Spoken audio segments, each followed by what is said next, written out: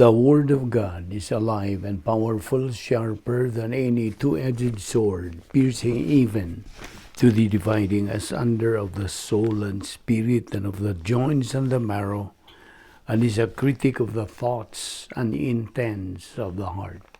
All Scripture is God-breathed and is profitable for doctrine, for reproof, for correction, for instruction in righteousness, that the man of God might be mature, thoroughly equipped unto all good works.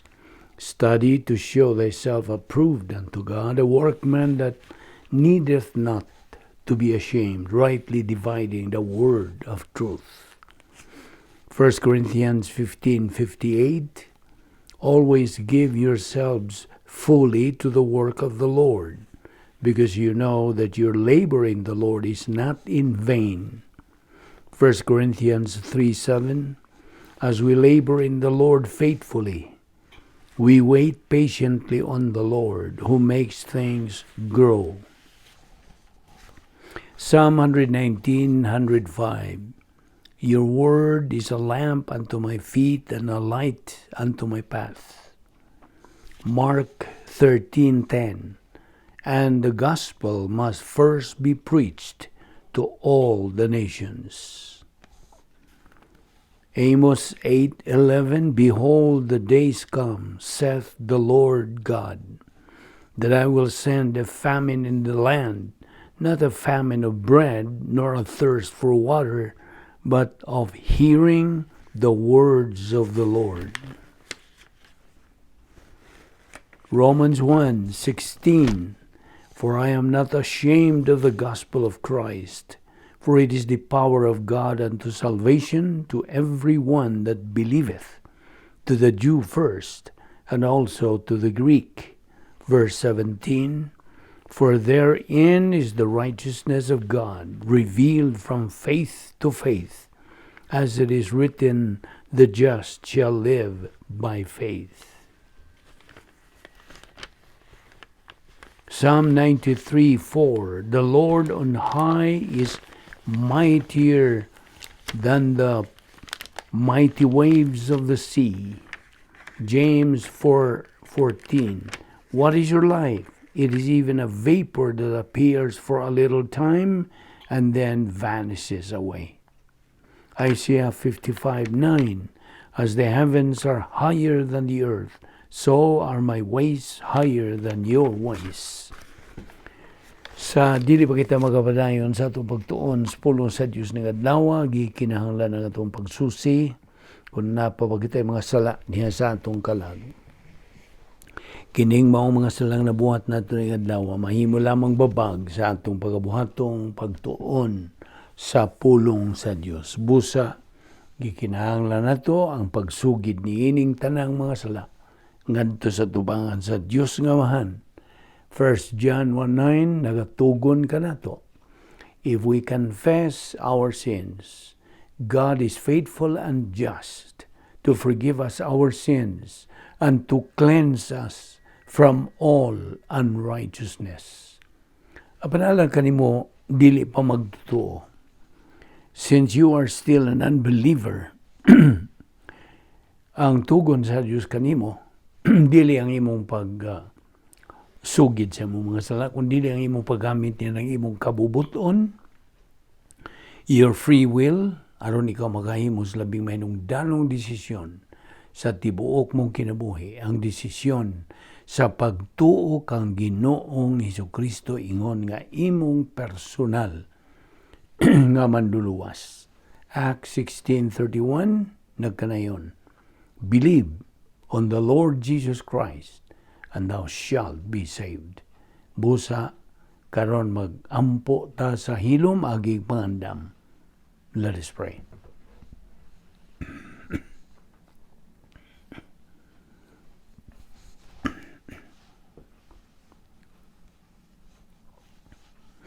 Magampo ta, balaan na mga Diyos, nagapasalamat kami kanimo ning lain usab nga mahinungdanong higayon, labing bililhon nga panahon nga diin kami padayon sa among pakikambitay kanimo sa imong mga pulong. Salamat sa imong pagdala ka namo ning dapita sa makausapa ug buhi pa kami nining among lawas. Kining tanan gumikan lamang sa imong gugma, imong kaluoy, imong kortesiya ug sa imong grasya. Uban ni kami karon, tudloy kami sa imong kamatuonan pinaagi sa teaching ministry of God the Holy Spirit. Kining tanan among gipasalamatan sa ngalan ni Ginoong Hesukristo. Amen. Well, may adlaw sa tanan natong mga subscribers, mga higala, mga igisuon diyan ni Kristo, welcome na usab sa atong pagpadayon sa pagtuon sa pulong sa Dios. Niya pa kita magadupot sa atong tunanan nga giuluhan The Real Keys to a Successful Life, the Bible Way. Una sa tanan, ato naman kang gisultihan nga ang numero uno gyud, ang nag-una gyud nga Yahweh, matuod nga Yahweh ngadto sa usa ka malampusong kinabuhi, pinasikad sa gilatid sa balang kasulatan, mao ang atong pagpaluwas una. Pinagi sa atong pagtuo lamang kang Kristo lamang. That is the number one key of attaining a successful life, the Bible way. Kay kung dili kita maluwas, wala kita kaluwasan, pinagi sa pagtuo kang Kristo ingon nga manluluwas, then walay kahigayunan nga kita makasulod sa plano sa Dios. We cannot. Imposible sa tao nga makasulod sa plano sa Dios. Gitawag nato kining protocol plan of God. Ang plano sa Dios gihanay, gipahiluna, giandam, gitagana sa Dios sa kaniyang wa pang tanan. Gumikan sa pagkakita sa Dios pinagi sa iyang omnisyente, iyang pagkasayod sa tanan, nga ang tao malaglag ramang gyud. Ug busay ang giandaman kita ug kaluwasan. Ug kining pagiha iyaha sa Dios hingpit nga paagi, a perfect way, kay gimugna man kini sa hingpit nga Dios sa kaniya tungwa pang tanan. Mao ngayang gipadala iyang bugtong anak nga si Ginoong Jesucristo dinhin ining labing kagamay nga planeta aron lamang sa pagpakamatay kanatong mga katawan tungod sa atong mga sala, sa atong utang, dakong utang sa sala. Ug si Ginoong Jesucristo lamang ang kalifikado nga nahimong manluluwas og bugtong manluluwas. Walay lain nga manluluwas. Acts 4:12 unsa gisulti? Neither is there salvation on any other under heaven given among men whereby we must be saved. Busa, ikaw nga nakadungog sa maayong balita sa kaluwasan, tumuo ka kang Ginoong Hesus ug ikaw maluwas, mga buhat 16:31, ug ikaw misanong, mituo, migamit sa imong positibong bahin sa imong kabuton ug mingon ka mutuo ko diha ang naitabo kanimo mao kini. Niya tugyong higayon nga imong gituuhan si Ginoong Jesucristo ingon nga imong personal nga manluluwas, imong nadawat kining maong mga benepisyo, mga kaayuhan gikan sa grasya sa Dios, gikan sa hustisya sa Dios. So mao kini, ikaw gipunit sa Espiritu Santo as if pinagi sa pagbautismo kanimo sa Espiritu Santo ug pagbutang kanimo ngadto sa imong pagkahiusa kang Ginoong Jesucristo ingon nga imong personal nga manluluwas. You're now united with Christ forever. Dili na ka na matangtang ka ng maong pagkahiusa nimo kang Kristo. Sa imo pagkahiusa kang Kristo, ikaw nadugtong na usab, nahiusa sa Dios. Napasiguli ka Kay kaniyadtong wa pa ka maluwas, patay ka man spiritually, ug busa wala kay mahimo si mong kaugalingon sa pagluwas sa mong kaugalingon. Pinaagi lamang sa lihok ug sa grasya sa Dios. So you are now in union with Christ. Imong madawat ang kapatan ka mga butang nga dili na gyud mabakwi. It's irrevocable. Unya ikaw na matarong na, gisuluban ka sa pagkamatarong sa Dios. You are now clothed ingnon ta o giisipan ka sa pagkamatarong sa Dios. Kung mutanaw ang Dios kanimo, dili ka na hinukman, kung dili na matarong na. Gawas pa ikaw giisipan na usab sa kinabuhing dayon nga ikaw kalifikado ng magkinabuhi uban sa Dios didto sa eternidad hangtod sa wala na katapusan. Eternal life has been imputed to you. Ug ang imong ngan gisuwat na dito sa Lamb's Book of Eternal Life. Dili na ka na mapanas, dili na dili na kung di na matangtang hangtod ka na. Kalifikado ka ng magkauban sa Dios o ikaw nahimo ng possession of God. God possessed you. Panag-iya ka na sa Dios. Wala na maka-agaw diha kanimo. No one can pluck you out from the hand of God. Nahimo ka ng anak sa Dios. Nahimo kang sakop sa harianong panimalay sa Dios. Nahimo ka ng magtutuo, Kristohanon, na tao na pag-usab. Ang imong appointment with judgment is cancelled. Ikansilar. O ikaw, gilukat na sa bililhong dugo ni Ginoong Hesukristo. Ugmao, nga ikaw karon nga magtutuo naman, nasud ka naman sa plano sa Dios. Therefore, ang sunod nga mando sa Dios nga imong tumanon maong 2 Pedro 3:18 nga nagkanayon sa in English, but grow in grace and in the knowledge of our Lord and Savior Jesus Christ. So sa imong pagpadayon, sa imong kinabuhing Kristohanon, then mo na kini nagasunod ka na karon, nagasubay ka na karon sa matuod nga mga yawi, sa pag-angkon o pagkabot sa unsa ka malampusong kinabuhi. Sumala sa gilati diha sa pulong sa Dios. Ug ikaw gikinahanglang magpuyo diha sa imong dapit nga may gahom sa Dios. Nga diin mao kana ang dapit nga may gahom sa Dios. Okay? There you can find God's power system, otherwise called the protocol plan of God. Ug mao ka na ang mando sa Dios nga kita papuyo nining operational divine dynasphere.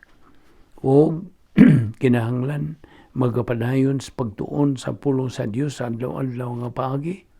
Sinilsilay ang atong paagi dinhi. Mao nang balik-balik usahay. Di kay usahay, kanunay yung balik-balik. Kay kini, maong paagi sa pagsilsil gayod sa mga doktrina gikan sa pulong sa Dios. Isilsil ngin sa atong kalag. Ug atong tugutan nga kini mo libot-libot na sa atong panimuot.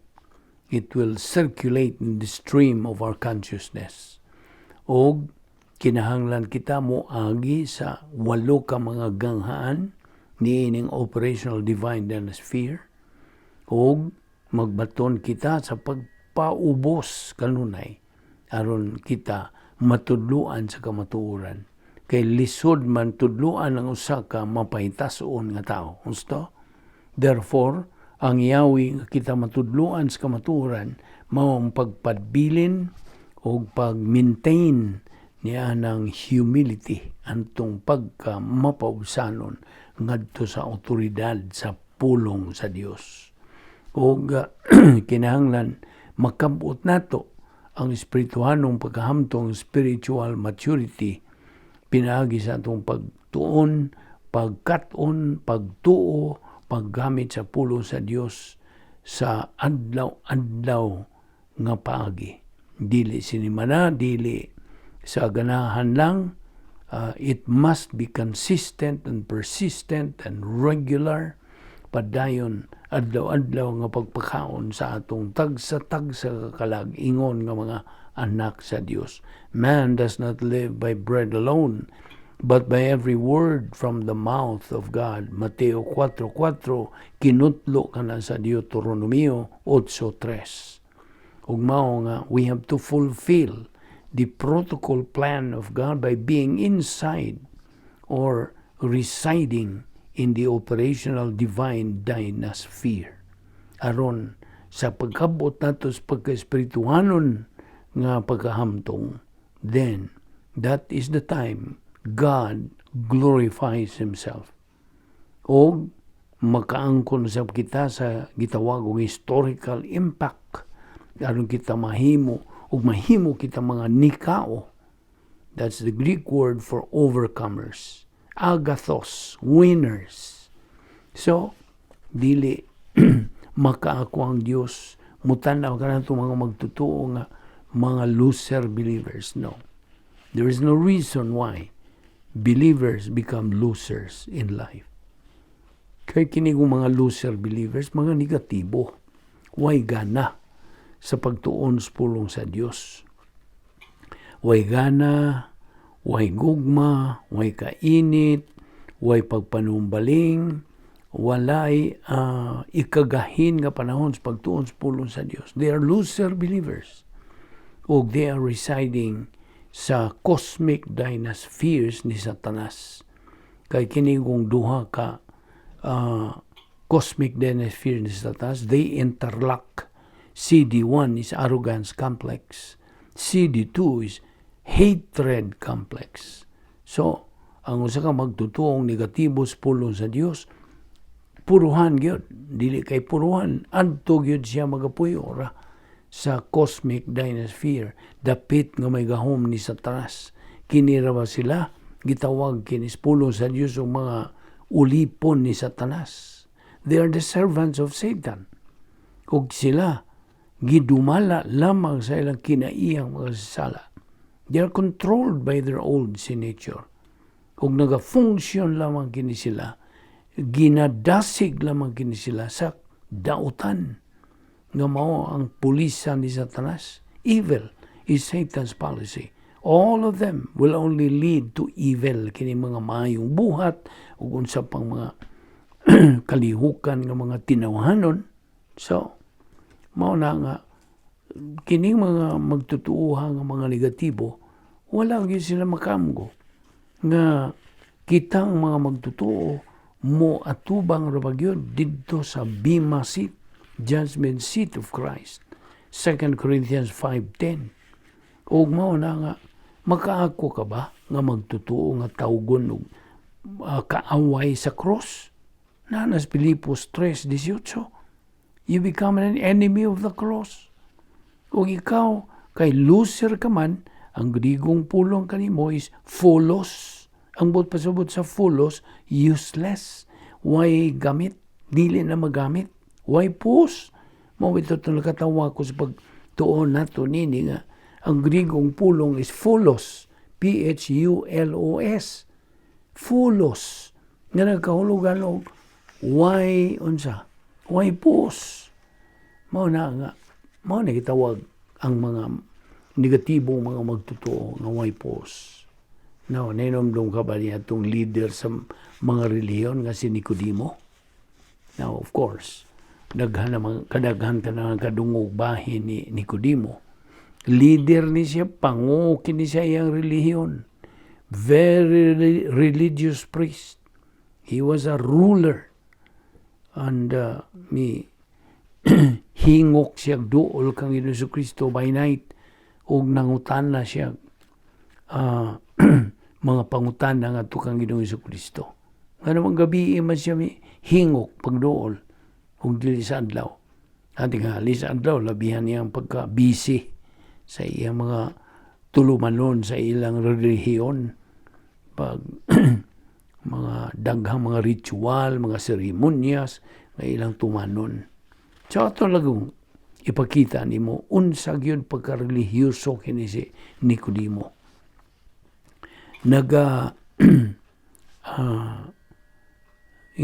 Fast. He fasted 2 days a week.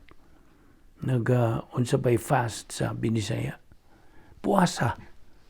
Nagpuasa ni si Nicodemo makaduha sa usa ka semana. 2 days a week. O siya sa 2 ka oras. Every day. Magampo siya dito sa templo. Unsa pa? Nagahatag siya tithe sa simbahan nila. All of his income. Tanan nga income niya. Iyang ihatag. Unsa ka relihiyoso gyud niya. O unsa pa? Profesor kini siya teolohiya sa ilang relihiyon. Nagabuhat gyud siya, naningkamot gyud siya. He worked hard sa iyang relihiyon. Apan si Jesus mismo nagasulti kay Nicodemo. Nicodemo, all of that is not enough. Dili paigo. You must be born again. Mo ito gisulting Ginoong Kristo kaniya. Kinahanglang matao ka pag-usab aron ikaw makakita sa gingharian sa Dios. Now, ug-usab nakainomdom kas duha ka mga tulisan on our Lord's side at the cross.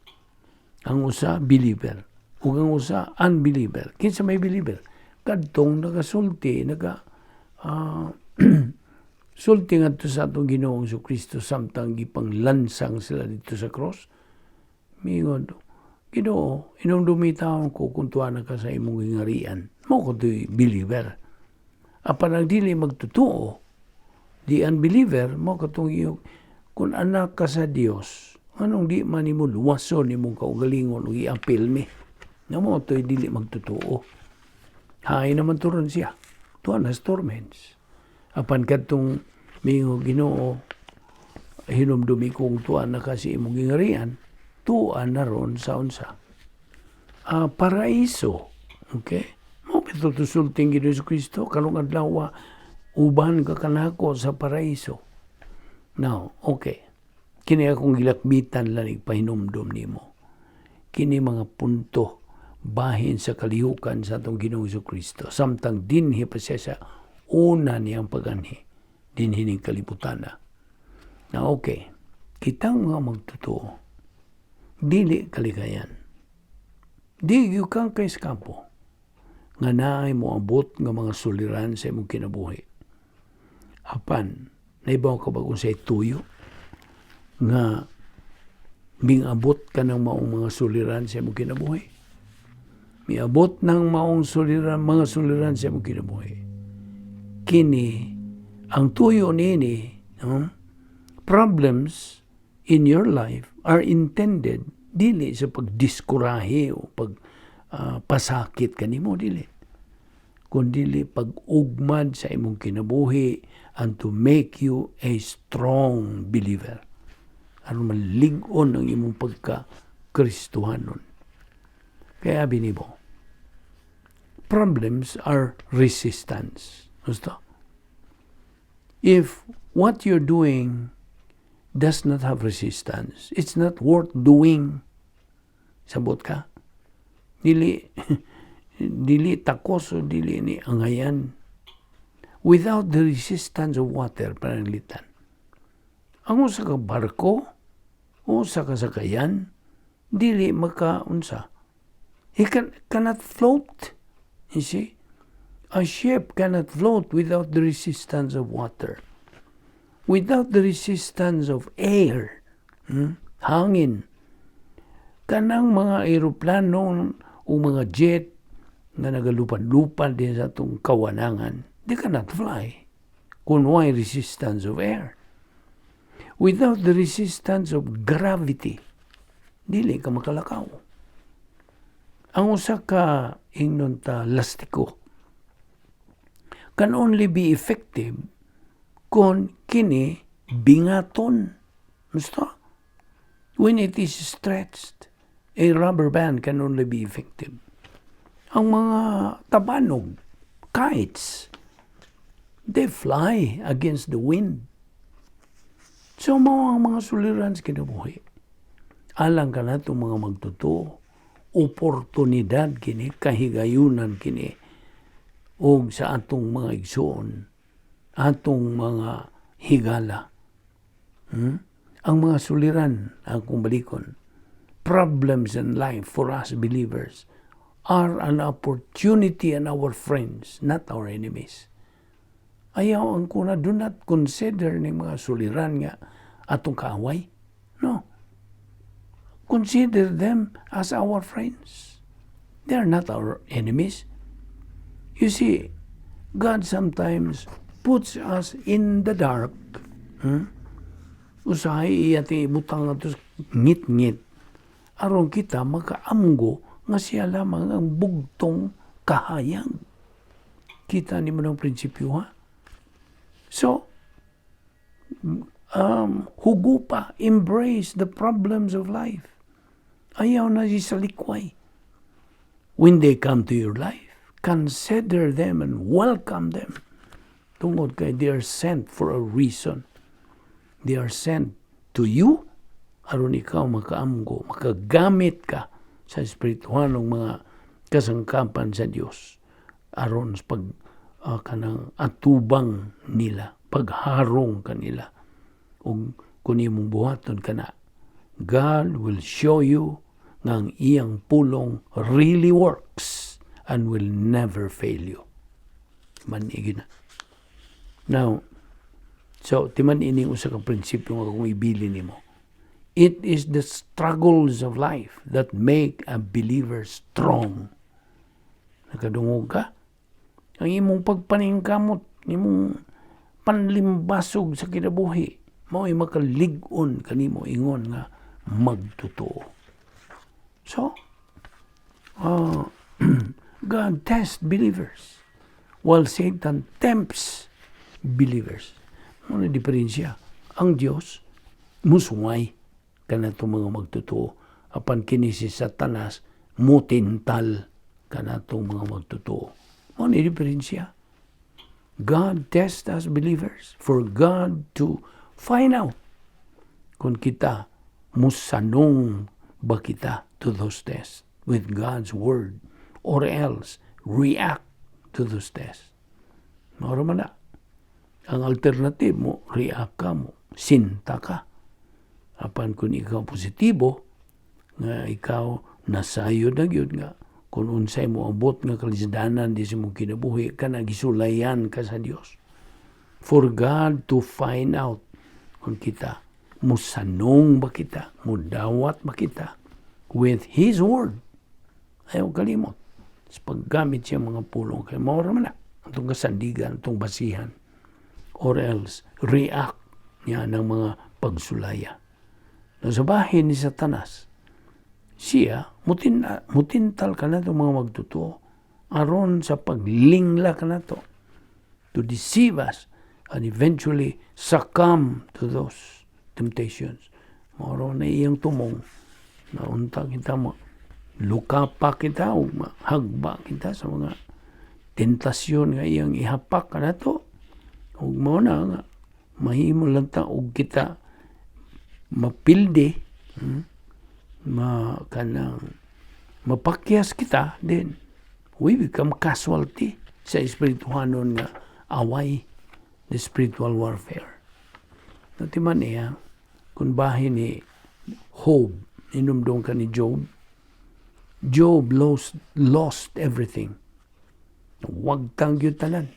Wag yun ang iyang tanan, mga kabtangan, mga katigayunan, he lost everything. Apan ang Diyos, miduble hinoon ang iya sa iyang mga panalangin. You see, God doubled His blessing. Si Joseph, inumdong ka ni Joseph, he lost everything too. God made him as blessing. Now, mao nga kung ikaw muwad ang usa ka butang, si Jesus mo panalangin kanimo with everything. Barugi na. dili gyud mapakyas ang Dios. And God imputes blessings to knowledge. Knowledge of Bible doctrine. You see, ang imong kaalam sa pulong sa Dios, God is going to impute blessings to you. God imputes curse to ignorance. You see, tunglo ang iyang i-impute, iisip ngadto sa pagka-ignorante sa magtotoo. Kaya duha man ko kaklase mga magtotoo, mga ignorante sa doktrina o may mga doktrina. Pili. It's a matter of choice. You see? Now, tinuod, nanginahanglan kita nini mga butang atong gisgutan, kay mao kini ang real key to a successful life. Ay gidlatid diha sa pulong sa Dios. Numdong ka sa Efesos 6:12.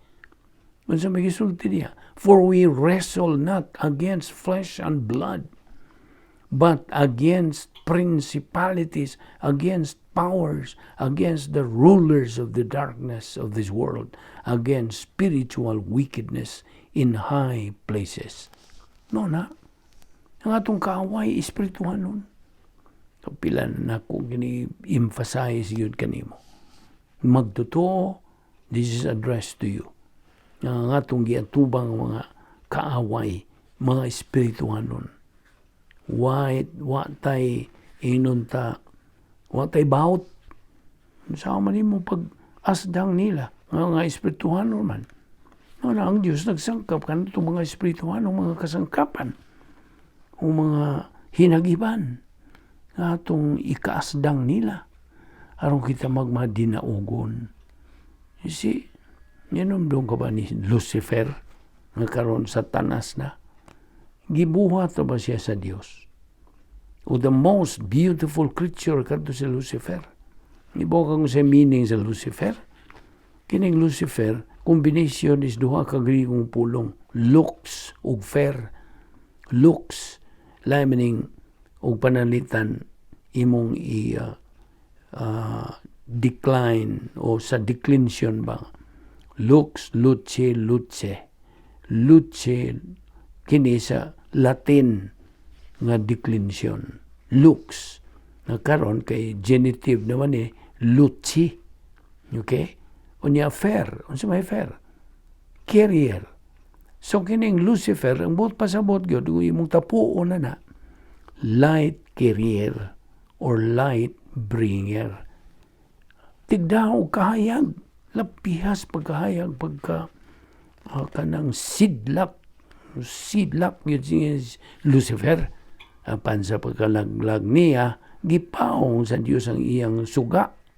O karon, prinsipe na sa kangit-ngit. He is the prince of darkness. Dili na siya most beautiful creature. The most horrible creature na karon. Mao ni usa sa nag-una na itong kaaway ingon ng mga magtotoo. Noon sa man mo pag-asdang niya, sa mga tinawhanon, magkuha kag Armalite diha o kung saan diha, M16, unsa pa, unsa mga moderno nga mga armas de fuego diha, di na magsilbi, wipe out. Kasi Lucifer, espiritu, hinahanglan kita og espirituhan ng mga hinagiban, kasangkapan, bato kaniya. Sabot, sa maone, diha sa Ezekiel chapter 28 verse 12 says, Thus saith the Lord God, Thou sealest up the sum, full of wisdom and perfect in beauty.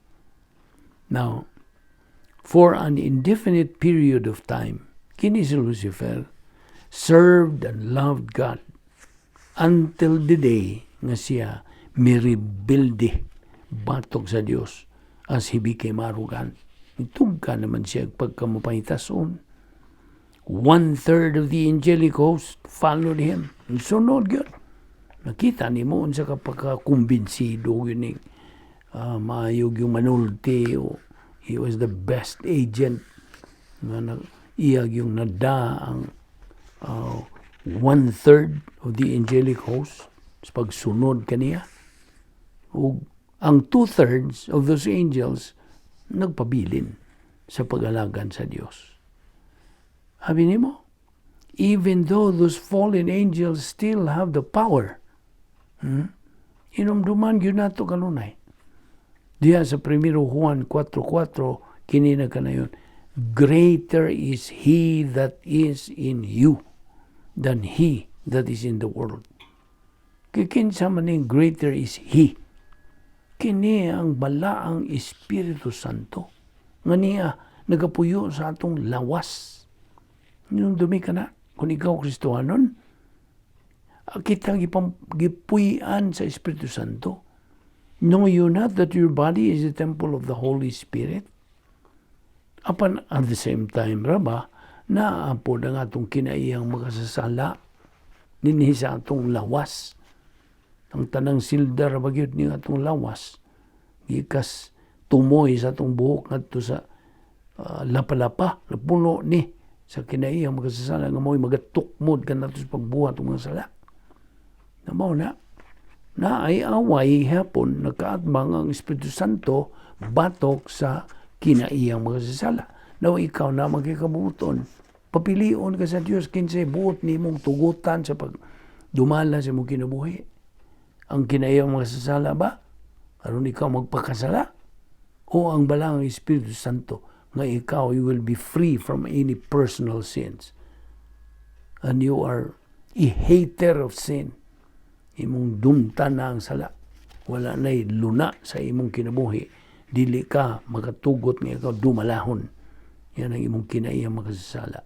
It should be God, the Holy Spirit. Yun dumitong Ephesians 6:12.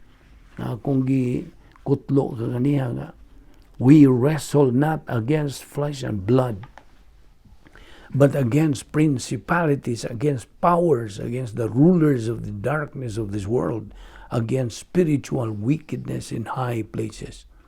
Verse 13, wherefore, take unto you the whole armor of God, that ye may be able to withstand in the evil day, and having done all, to stand.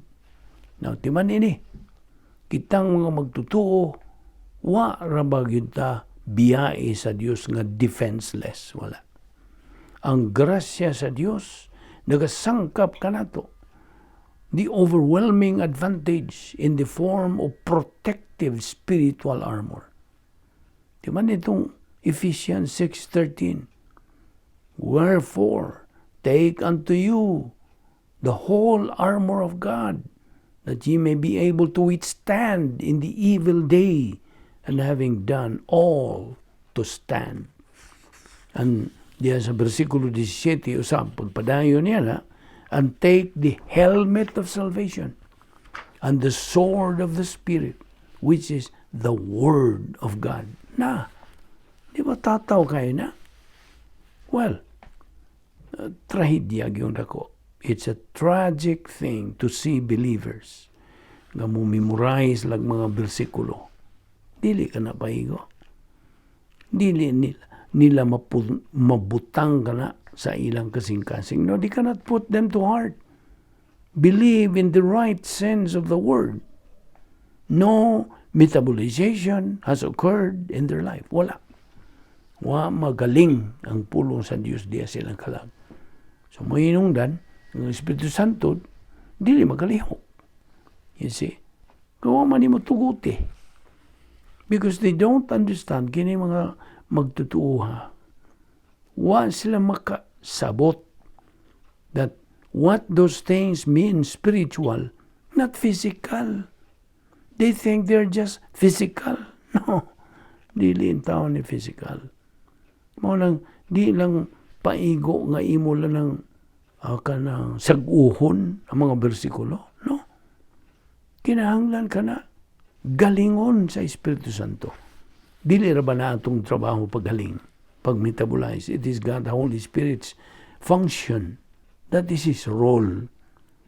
Sa diha nga ikaw mutuo niya ng pulong sa Dios, diha mulihok dayo ng Espiritu Santo sa iyang ministry. Apan kung di mo tuuhan, magpabilin na ng palusot siya mong pikas dunggan, Okay? Nahimo lang na unsa, academic knowledge. Gnosis doctrine. Wa to mahimong ipinosis. And you know what I mean? Ipinosis means over and above, labaw pa sa kahibalo. Diferensya man ni kahibalo o kaalam. Basta, ang kahibalo, academic knowledge, pareha ko na si mong nahibaw sa mga eskwelahan, sa kolehiyo, sa high school ka pa ba, o sa diha sa mga universidad, academic knowledge na. It has no value, no validity sa imong espiritual ng kinabuhi. Wala. Wa na'y labot. Dili na mo function sa espiritual ng imong kinabuhi. Hangtod nga kana imong ibalhin sa tuong bahin sa imong frontal lobe, sa imong kasing-kasing kardiya sa Griego nga pulong. Imong ibalhin ka na pinagi sa imong pagtuo. You see? Kaya mo raman itong nadungog, nasabdan. Apan mo pa man mo tuuhi. So kung magpabilin na nga imong nasabdan, nakaibalo ka, apan nasabdan nimo, apan wa nimo tuuhi, then magpabilin ka ng gnosis doctrine. It has no spiritual value to your spiritual life until imo ka ng tuuhan, diha mulihok ang Espiritu Santo to metabolize that Bible doctrine that you learned, so it will become real to your life, which is now applicable sa imong kinabuhing Kristohanon. Sabot? Ako na ginahinayan pag-explikar nimo aron masabtan gyud nimo. Na mao na kini nga tong paghisgot ni basic mga sinugdanan kini. Kapan kita nimo gibalik-balik na to. Ang tod nga kini mas silsil na gyud diha sa inner sanctum of your soul. Sa imong alimpatakan, sa imong kalag. You see? Hangtod nga remember that the things mentioned in the preceding verses are all spiritual. Mga espiritual nun, kini mga butang nga itong isgutan. So, akong ilakbit po nimo kining gitawag og mga essentials in life o mga non-essentials. Kay kini mga prinsipyo ra ba ni sa Royal Family Honor Code, which is supposed to be our basis in our Christian life. Kay ni prinsipyo ang ihatag nimo. Are you ready? Okay, prinsipyo. Right thinking results in right motivation. And right motivation results in right action. Binisaya. Ang tukma o husto nga pangunahuna mo resulta sa husto maayo nga pagdasig. O ang husto ug tukma nga pagdasig mo resulta kini sa husto ug tukma nga kalihukan. I hope nasabtan ni mo na sa kung paghuban niya nas Binisaya. You see, ang Royal Family Honor Code, nagamando ka na itong mga magtutuo to have a right attitude towards death. Ngadto ba sa kamatayon, kadagamang mga bisan mga magtutuo, mahadlok kung maghisgot na kitang kamatayon. You see, hinumdong ka na itong Operation Z. Okay, niya na po, Operation Z. X plus Y plus Z equals the plan of God.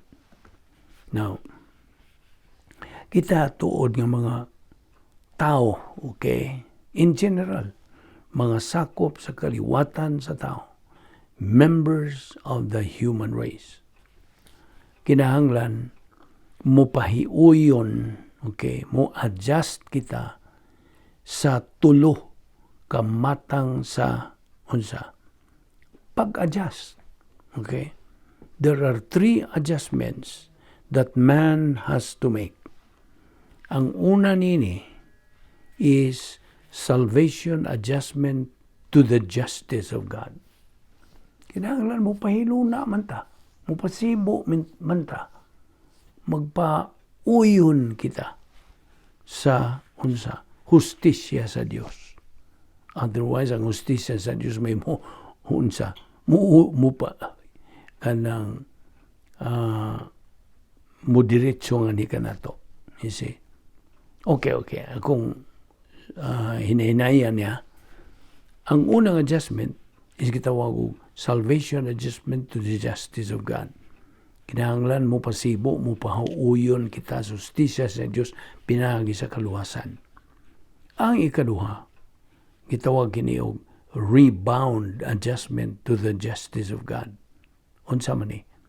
Pinagi siya mong paggamit sa 1 John 1:9, if we confess our sins, God is faithful and just to forgive us our sins and to cleanse us from all unrighteousness. Mao na rebound technique. Iyan na sa Dios. Kanang pamaagi ka na sa Dios. So we have to adjust. Pinagi sa pag-rebound sa diyang kita makasala. Adjust to the justice of God. Mao ni ikadua. Ikatulo, ang maturity adjustment to the justice of God. Mupahiuyon na sa kita sa justisya sa Dios pinagi sa pagkabot nato sa espirituhanong paghamtong. Nakasabot ka ba? Atong hinahinayan niya, kamong mga bago, there are 3 adjustments that man has to make. Satjog, ratjog, matjog. Ato na ning giingon niya na nga mura og memory aid. Okay? Satjog meaning salvation adjustment to the justice of God. Ang ratjog, ikaduha, rebound adjustment to the justice of God. Ang ikatulo is matjog, maturity adjustment to the justice of God. Ayop na sabtan nimo. Okay? Now, sa diha nga kita, mo tukbil tagamay may tungod ini spiritual maturity. Kini ang common goal natong mga magtotoo. Kabutono nato ingon nga mga anak sa Dios. As i-review usab pila man ang kanang level of spiritual growth. Pila man. Tulo. Okay? Ang una nini, baby believer. Bata kapag masuso nga magtotoo. Sa bago kapag naluwas, you became a baby believer. Sa imong pagpadayon, sa pagpakaon sa imong kalag, sa pagtuon sa pulo sa Dios, your spiritual momentum, ang imong kalag mutubo. Makakabot na kalos ikaduha nga ang sa spiritual level, which is pagkahingkod, adolescent stage. Hingkod ka na. Ayaw hunong. Kung nakakabot ka na niya, nakatungtong ka na niya ng dapit.